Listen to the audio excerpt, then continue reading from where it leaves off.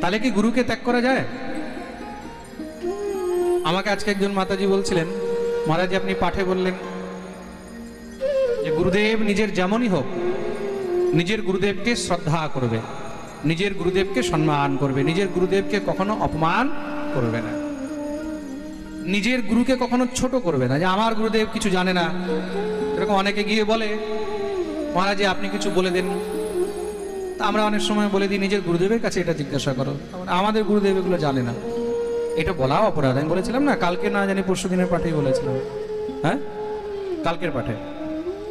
আজকে একজন মাতাজি বলছে কিন্তু মহারাজজি এখন গুরুদেব যদি অনাচারী হয় তাহলেও কি সেই গুরুকেই ধরে রাখতে হবে? দেখো এখানে শাস্ত্রে এই কথা বলা হয়নি যে অনাচারী হলে গুরুদেবকে ধরে রাখতে হবে। শাস্ত্রে বলা হয়েছে নিজের গুরুদেব যেমনই হোক নিজের গুরুদেবকে সম্মান করবে। যেমন বলতে যদি অজ্ঞানীও হয়, দেবর্ষি নারদ এক ধীবরকে গুরু বানিয়েছিলেন। ধীবর মানে জেলে যে মাছ ধরে, ধীবরকে গুরু বানিয়ে তার প্রতি মনের মধ্যে ক্ষুদ্র বিবেচনা এনেছেন। চি চি চি, এক ধীবরকে গুরু বানাতে হলো, বাস এতটুকু মনের মধ্যে ভাবনা আনাতেই ভগবান অভিশাপ দিয়ে দিলেন, তোমাকে 84 লক্ষ জনি ভ্রমণ করতে হবে। বিচার করে দেখো গুরুর কতটা মহিমা। গুরুদেব যদি নিম্ন কুলেরও হয়, গুরুদেব যদি শাস্ত্রজ্ঞ নাও হন, কিন্তু গুরুদেব যদি হরিভক্ত হন, গুরুদেব যদি কৃষ্ণ ভক্ত হন, ভগবত ভক্ত হন, তাহলে এমন গুরুকে কখনোই ত্যাগ করা যায় না। এমন গুরুকে কখনো ত্যাগ করবে না। তাহলে গুরুকে কখন ত্যাগ করা যায়? বলে গুরু যদি হরি বিমুখ হয়ে যায়, গুরু যদি ভগবানের বিরোধী হয়ে যায়, ঈশ্বর বিরোধী হয়ে যায়। যেই গুরুদেব শিষ্যকে বলে যে তোমাকে গোবিন্দের পুজো করতে হবে না, নারায়ণের পুজো করতে হবে না, রাধা গোবিন্দের পুজো, লক্ষ্মী নারায়ণের পুজো, রাম সীতার পুজো এগুলো করতে হবে না, তাহলে বলে আমার পুজো করো, আমি তো ব্রহ্মা, আমি বিষ্ণু, আমি মহেশ্বর, আমি হলাম সর্বস্ব। তা এমন পাষণ্ডীকে সঙ্গে সঙ্গে ত্যাগ করে দেওয়া উচিত, সে যেই হোক না কেন। প্রেম সে বলো। গোস্বামী তুলসীদাসজির কাছে ভগবতী মীরা পত্র লিখে পাঠিয়েছেন, গুরুদেব আমি খুব সংশয়ের মধ্যে আছি। কেন? আমি তো গিরিধারী ছাড়া আর কিছু বুঝি না, কিন্তু আমাকে ঘরের মধ্যে কেউ গিরিধারীর সেবা করতে দিচ্ছে না, না আমার দেওর, না আমার শাশুড়ি, না আমার ননদ। মীরার স্বামী মারা গেছে তো। গোস্বামী তুলসীদাসজির কাছে পত্র লিখে পাঠিয়েছেন আমাকে এখন কি করা উচিত। স্ত্রী ধর্ম হলো স্বামীর সেবা করা। তা যতদিন স্বামী ছিল আমি স্বামীর সেবা করে গেছি, এখন স্বামীও নেই, কোনো সন্তানও নেই, এখন আমাকে কি করা উচিত? তখন গোস্বামী তুলসীদাসজি পত্রে উত্তর লিখে পাঠিয়েছে। কি লিখে পাঠিয়েছেন? যাকে প্রিয়ন রাম বেদেহি তজিয়ে তিনহি কোটি বেরি সম যদ্যপি পরম সনে। এই সংসারের মধ্যে যে রাধা গোবিন্দের বিরোধী করে হয়, যারা ঈশ্বরের বিরোধিতা করে, সে যতই প্রিয়জন হোক না কেন তাকে সঙ্গে সঙ্গে পরিত্যাগ করে দিয়ে চলে যাওয়া উচিত। তাই সে যেই হোক।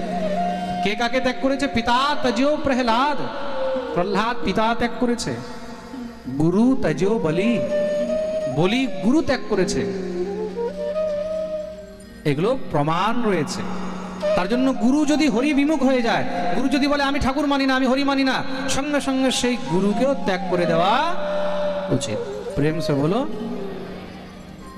কিন্তু গুরু যদি হরিভক্ত হয় তাহলে সেই গুরুকে ত্যাগ করলে কি হয়? বলে নরকে যেতে হয়।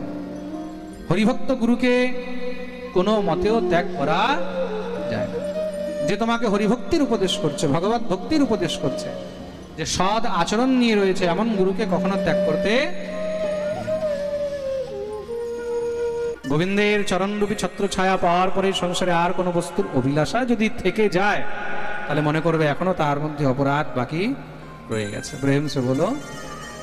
পুষ্কর গেছি, প্রয়াগ গেছি, কাশী গেছি, গোদাবরী গেছি মানে নাসিক, হরিদ্বার গেছি, কুরুক্ষেত্র গেছি, শ্রীরঙ্গম গেছি, রামেশ্বরম গেছি, এত সব তীর্থ ঘুরেও কোথাও মনে শান্তি পাইনি। যেখানেই যায় সেখানে গিয়ে দেখি মানুষের মধ্যে এখন সততা নেই, সত্যম নাস্তি, তপঃ নাস্তি, মানুষ এখন আর ভজন সাধন করতে চায় না। কলিযুগের মধ্যে মানুষ ভজন সাধনও করতে চায় না। প্রেম সে বলো। আজকাল কি হয়, মানুষ ভজনকে ভজন নয়, ভজনকেও ফর্মালিটি ভেবে করে। গুরুদেব বলেছে 16 মালা করতে হবে, তার জন্য 16 মালা করে। নিষ্ঠা নিয়ে 16 মালা নয়, এক হাতে মালা চলছে আর এক হাতে মোবাইল চলছে। প্রেম সে বলো। এক হাতে মালা চলছে, আমি দেখি অনেককে, এদিকে মালা চলছে হরে কৃষ্ণ হরে কৃষ্ণ, এদিকে হাতের মধ্যে ফেসবুক চলছে। মালার মধ্যে যে আঙুলটা বেরিয়ে আছে ঝোলা থেকে, ওই আঙুলটা দিয়ে ফেসবুক চলছে। হরে কৃষ্ণ কৃষ্ণ কৃষ্ণ। প্রেম সে বলো। এটা কি? এটা নৈষ্ঠিক ভজন নয়, এটা হলো অনৈষ্ঠিক ভজন। তো মানুষের মধ্যে এখন সাধনা নেই, তপস্যা নেই। তপঃ নাস্তি দয়া দানম ন বিদ্যতে, মানুষের মধ্যে দয়াও শেষ হয়ে যাচ্ছে, দানের প্রবৃত্তিও নষ্ট হয়ে যাচ্ছে। উদরম ঋণ জীবাবরাকা কূট ভাষিণ, সবাই নিজের নিজের পেট ভরার মধ্যে ব্যস্ত হয়ে রয়েছে। আমার পেট কি করে ভরবে, আমার ঘর কি করে ভরবে। প্রেম সে বলো। তা বলে সাধনার পথ থেকে ফিরে এসে সংসারের মধ্যে ঢুকলে কি কোনো দোষ হয় না?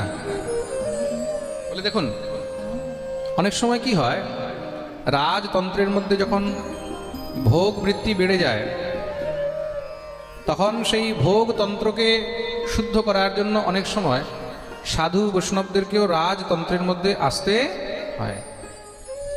তাহলে কি হয়, বলে যোগী আসলে আস্তে আস্তে ভোগী সব পালিয়ে যায়। প্রেম সে বলো। তার জন্য মাঝে মাঝে কখনো কখনো রাজতন্ত্রের মধ্যে যোগীদেরও আসার অনেক প্রয়োজন আছে। সবসময় ভোগীরা রাজত্ব করলে কি হবে, সংসারে সব বিনাশ হয়ে যাবে। প্রেম সে বলো। কেন? ভোগী যদি রাজা হয় তাহলে কি হবে, সব তখন নিজের জন্য টানবে। আর যোগী যখন রাজা হয় তাকে তো কোনো বস্তুর কোনো প্রয়োজনই নেই, নিজের জন্য সঞ্চয়ের কোনো দরকার নেই। তার জন্য কি হবে, তার জন্য ভ্রষ্টাচার, ঘুষখোরি, এগুলো সব আস্তে আস্তে শেষ হয়ে যায়। প্রেম সে বলো। তার জন্য ভোগতন্ত্রকে মুক্ত করার জন্য কখনো কখনো যোগতন্ত্রেরও দরকার হয়। তার জীবনে ঈশ্বরকে পেতে হলে, জীবনে উপলব্ধি পেতে হলে গুরু কৃপার পরম প্রয়োজন রয়েছে। তার জন্য যত পারবে শ্রী গুরুদেবের আশ্রয় নিয়ে থাকবে, গুরুর সেবা করবে। গুরু সেবা জীবনে সব কিছু পাওয়া যায়। সংসারে এমন কোনো বস্তু নেই যেটা গুরু কৃপায় পাওয়া যায় না। কেন? গুরু রূপেই গোবিন্দ জীবের উপরে কৃপা করেন। গুরুই হলেন এই সংসারের মধ্যে আমাদেরকে ঠিক উচিত মার্গ প্রদর্শক, যিনি আমাদেরকে ঠিক রাস্তা দেখাবেন। যখনই তুমি সংশয়ের মধ্যে পড়বে, যখনই তুমি কোনো সমস্যার মধ্যে পড়বে, যখনই তুমি চিন্তার মধ্যে পড়বে, তখন সেখান থেকে একমাত্র তোমাকে শ্রী গুরুদেবই কিন্তু মুক্ত করতে পারবেন। সদ্গুরুর কৃপা হলে তখন সেখানে গিয়ে দেখবে কোনো প্রকারের কোনো সংশয়, কোনো প্রকারের কোনো ভয়, কোনো প্রকারের কোনো আশঙ্কা, এগুলো আর কিচ্ছু বাকি থাকে না। সেখানে গিয়েই মনে হবে বোধহয় এখানে এসে আমি নিজের সমস্ত সব আনন্দ খুঁজে পেলাম। প্রেম সে বলো। তার জন্যই বলা হয়েছে গুরুকে মনুষ্য জ্ঞান না করিবে কখনো। বলিয়ে সদ্গুরুদেব ভগবান কি। এই প্রকার শ্রী ধ্রুব চরিত্রে শ্রবণ করালেন। ধ্রুবের বংশে পরম প্রতাপী রাজা হয়েছেন অঙ্গ। অঙ্গের পুত্র হলেন বেন। এই বেন বহুত অত্যাচারী ছিল। তার অত্যাচারে সমস্ত প্রজা ত্রস্ত হয়ে গেছে। কেন? কেউ যজ্ঞ করলে, ঠাকুর সেবা করলে, মন্দির বানালে তাকে বন্দী বানিয়ে নিত, বধ করে দিত। মঠ মন্দির সব ভাঙা আরম্ভ করে দিয়েছিল। যেমন এই কলিযুগের মধ্যে একজন করেছিলেন, কে জানো? হ্যাঁ, মুঘল সম্রাট ঔরঙ্গজেব। ঔরঙ্গজেব ভারতের মধ্যে যত মঠ মন্দির ছিল সমস্ত সব মঠ মন্দিরগুলোকে ভাঙা আরম্ভ করে দিয়েছিল। সব ভেঙে দাও। যখন দেখছে কোনো মতেও ভারতের মধ্যে হিন্দুদেরকে আর মুসলমান বানানো যাচ্ছে না, তখন ঔরঙ্গজেব ফরমান জারি করলো সব মন্দির ভেঙে দাও। মন্দির ভেঙে দেবে, তাহলে আস্তে আস্তে যখন উপাসনার স্থান পাবে না, কোথাও আর মঠ মন্দির পাবে না, আস্তে আস্তে সব ভয়ে ইসলাম স্বীকার করে নেবে। অনেক মন্দির ভেঙেছে সে সময়। আমাদের মথুরার কৃষ্ণ জন্মস্থান সেই মন্দির ভেঙেছে, কাশী বিশ্বনাথ মন্দির ভেঙেছে, অযোধ্যায় রাম মন্দির ভেঙেছে, কত মহারাজ মন্দির, কত তৎকালীন মঠ ইত্যাদি সেখানে ভেঙেছে। বৃন্দাবনের মধ্যে আমাদের 3টি মন্দির বিশেষ ছিল, গোবিন্দ, গোপীনাথ, মদন মোহন। গোবিন্দ মন্দির 7 তলা ছিল, 7 তলা। ঔরঙ্গজেব যখন সেটাকে ভাঙতে আসে তখন তার 3 তলা ভেঙে দেয়। যখন আরো ভাঙতে গেছে তখন স্বয়ং হনুমানজি মহারাজ সেখানে সিংহের মতন গর্জনা করে উঠলেন। সাক্ষাৎ হনুমান যখন গর্জনা করেছে মনে হচ্ছে হাজার হাজার সিংহ কোথার থেকে চলে এসেছে, সব মোগলরা ভয়ে সেখান থেকে ছেড়ে পালিয়েছে। আর তখন থেকে সেখানে হনুমানের নাম হলো সিংহপৌর হনুমান। আর আজও বৃন্দাবনে গোবিন্দ মন্দিরের সামনে সিংহপৌর হনুমান একদম সেইভাবেই দাঁড়িয়ে রয়েছে। বলি হনুমানজি মহারাজ কি জয়। ওই যে ভয় পেয়েছে তখন থেকে ঔরঙ্গজেব সমস্ত সব মন্দির ভাঙা বন্ধ করেছে। কেন? বলছে হিন্দুদের দেবতাদের মধ্যে অনেক চমৎকার আছে, মন্দির ভাঙতে গিয়ে হাজার হাজার সিংহ কোথা থেকে দৌড়ে এসেছে, সব ভয়ে আর ভাঙতে যায়নি। তখন গিয়ে বাকি যা ছিল এগুলো বেঁচেছে। প্রেম সে বলো।